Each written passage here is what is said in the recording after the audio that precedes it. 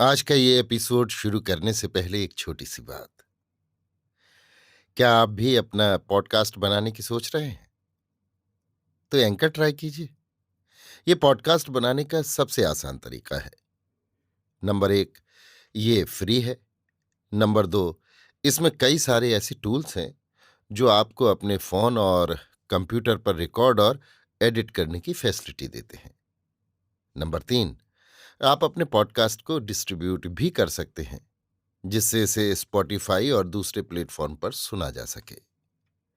तो डाउनलोड कीजिए free anchor app या विजिट कीजिए anchor.fm पर अपना पॉडकास्ट स्टार्ट करने के लिए। ये तो थी एक छोटी सी जानकारी, और अब शुरू करते हैं एपिसोड का सिलसिला। तो आज के एपिसोड में लीजिए सुनिए मुंशी प्रेमचंद के लिखे उपन्यास वरदान का पहला भाग। वरदान मेरी यानी समीर गोस्वामी की आवाज में।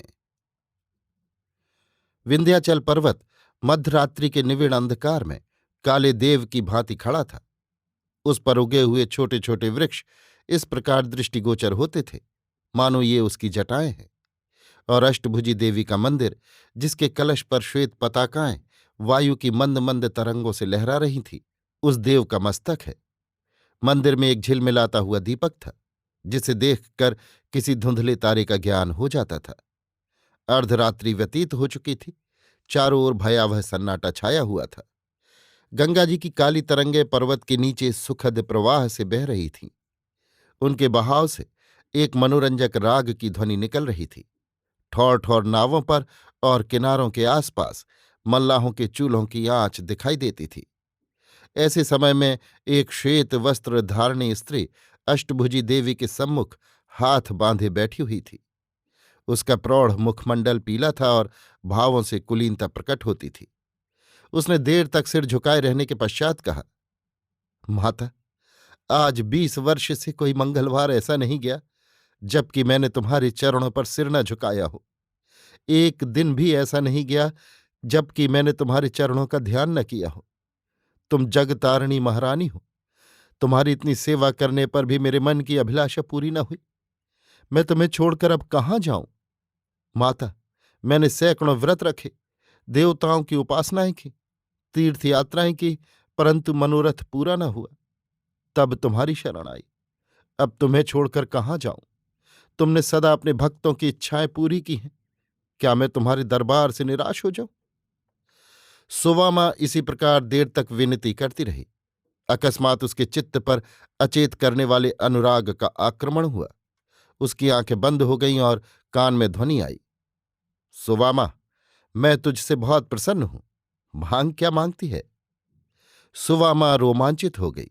उसका हृदय धड़कने लगा। आज 20 वर्ष के पश्चात महारानी ने उसे दर्शन दिए। वो कांपती हुई बोली, जो कुछ मांगूंगी वो महारानी देंगी। हाँ, मिलेगा। मैंने बड़ी तपस्या की है, अतएव बड़ा भारी वरदान मांगूंगी। क्या लेगी? कुबेर का धन? नहीं। इंद्र का बल? नहीं। सरस्वती की विद्या? नहीं। फिर क्या लेगी? संसार का सबसे उत्तम पदार्थ। वो क्या है? सपूत बेटा, जो कुल का नाम रोशन करे? नहीं। जो माता पिता की सेवा करे? नहीं। जो विद्वान और बलवान हो? नहीं। फिर सपूत बेटा किसे कहते हैं? जो अपने देश का उपकार करे। तेरी बुद्धि को धन्य है। जा, तेरी इच्छा पूरी होगी। अभी आप सुन रहे थे मुंशी प्रेमचंद के लिखे उपन्यास वरदान का पहला भाग। वरदान मेरी यानी समीर गोस्वामी की आवाज में।